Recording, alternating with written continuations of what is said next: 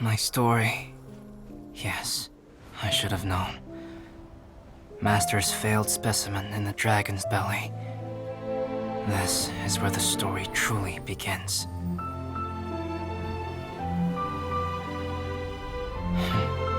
If we switched places, if you were the survivor,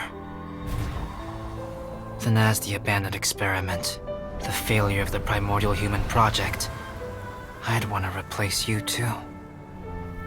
I would replicate your appearance, study your alchemy, and create miraculous life forms to divert your attention.